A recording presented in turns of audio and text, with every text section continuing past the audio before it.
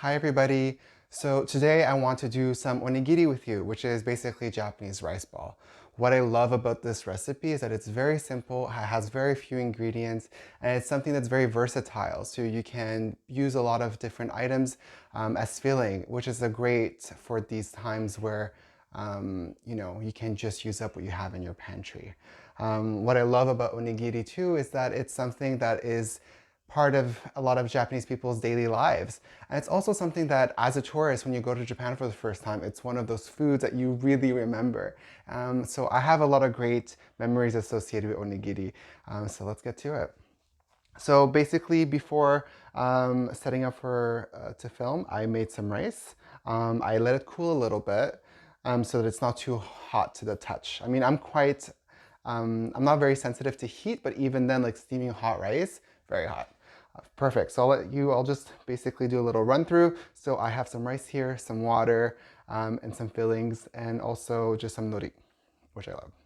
Perfect. So first step is just to wet your hands a little bit so the rice doesn't stick to your hands a little too much.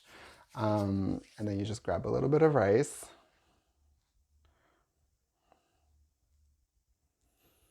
You make a little indent.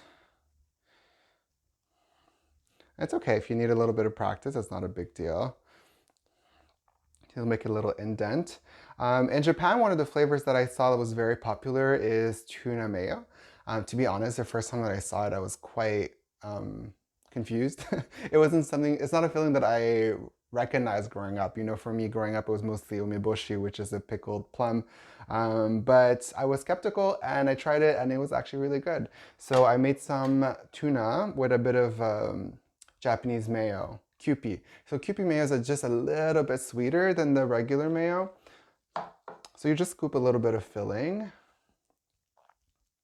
and then you just try to close it up.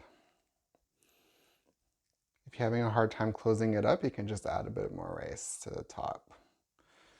Here you go. And then you just shape it with your hands. If it's sticking, don't worry. Just a bit more water to the palm of your hands and try to, I like to make it into a ball first because I find it's easier to shape into a typical or traditional triangle after. So then using your fingers and the palms, you can just make it into a triangular shape.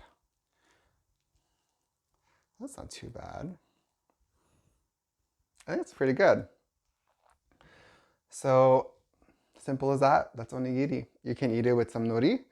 And I'll show you some different flavors as well. So let's try some different flavors. Okay, so let's make some different kinds.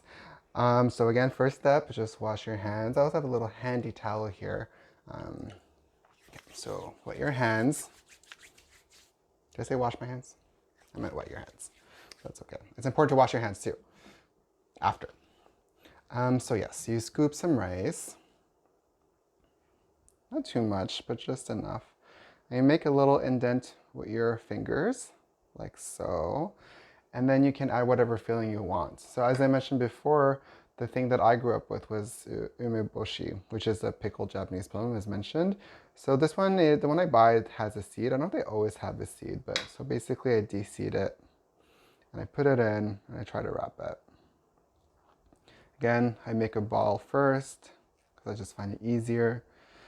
And then using my fingers and my palm, I make it into a triangle shape.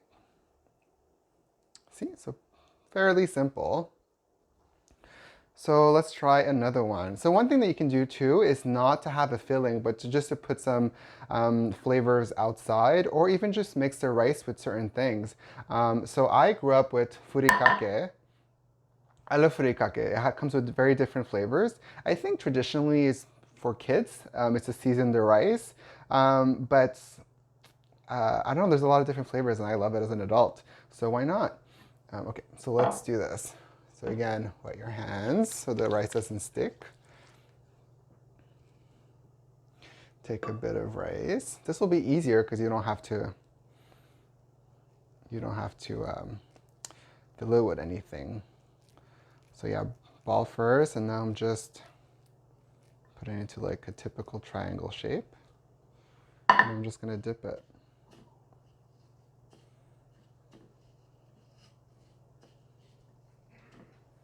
This is wasabi furikake. I think it's my favorite one actually. So here you go. I think it's pretty cute. So that was my first tutorial how to make onigiri. I hope you enjoyed it. If you are slightly concerned about doing the onigiri with your hands, you can also order some little molds that are really easy to use. I've gotten some also on Amazon, but doing it by hand is also very satisfying. I love cooking with my hands and really getting to like almost intimate with ingredients. I really hope that you enjoyed this. Onigiri is one of my favorite foods to eat. So on that note, bon appétit!